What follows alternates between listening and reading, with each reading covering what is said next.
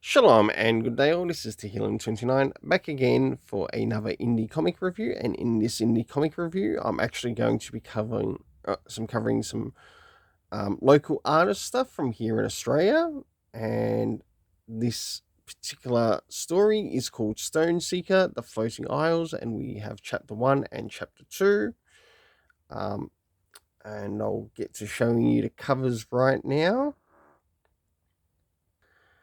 So first things first, do these covers in any way, shape or form connect to something that is happening inside with the story? Sure enough they do, to which I give it a 7.5 out of 10. I will also include something else. That's right, there are also back parts to this story, as we get to meet some members of the cast of sorts in a way, or we get to see a member of the cast.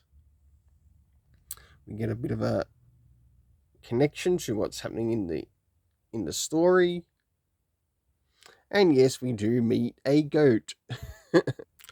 So now it's time to move on to the first chapter as to what happens in the story, and also the cast of characters before we as we sort of move into the area of the art rating. Now, as the story begins, we seem to get a bit of a backstory of sorts before entering into the main story.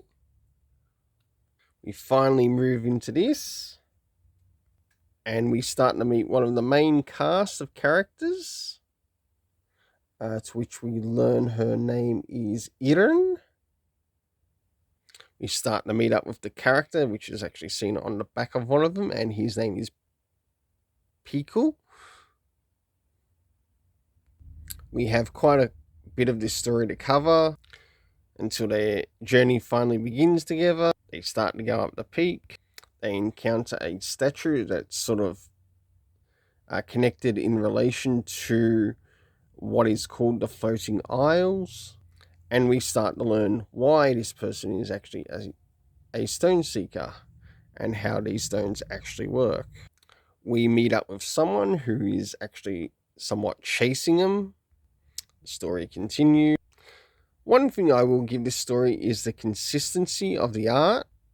We move into an event involving another stone that uses a power.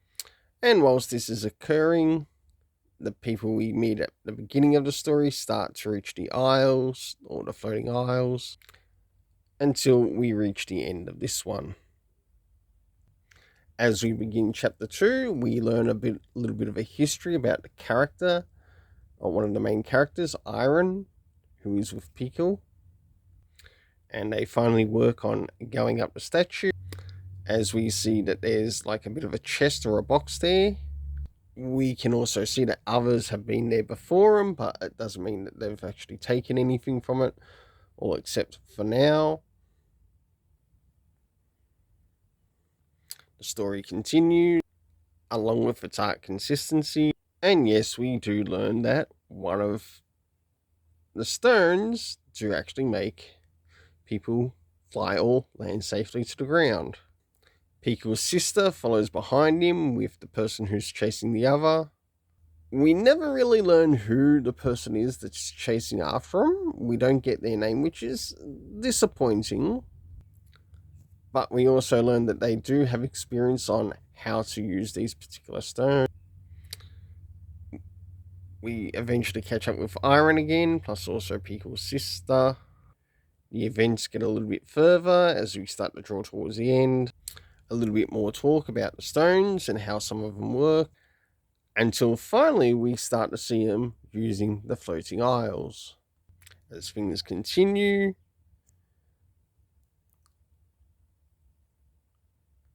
they make their way across,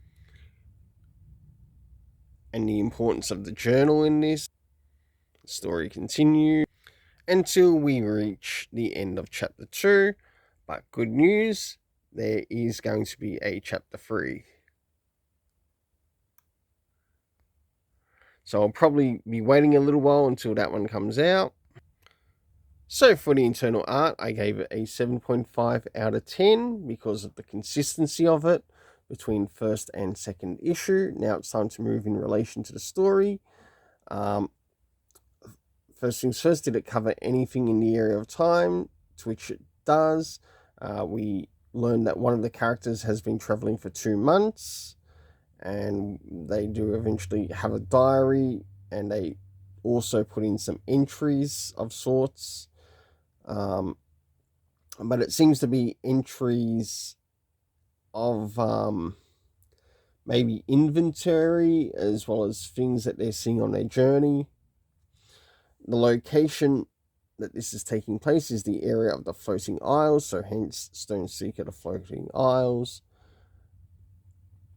The cast of characters consisting of Ava, who is on the first cover, Pico, then we have Iron, Bear, who was actually seen on the statue, or Bear, I think it is. Not Bear, but Bear, which is sort of like connected to a historic statue that's in the area.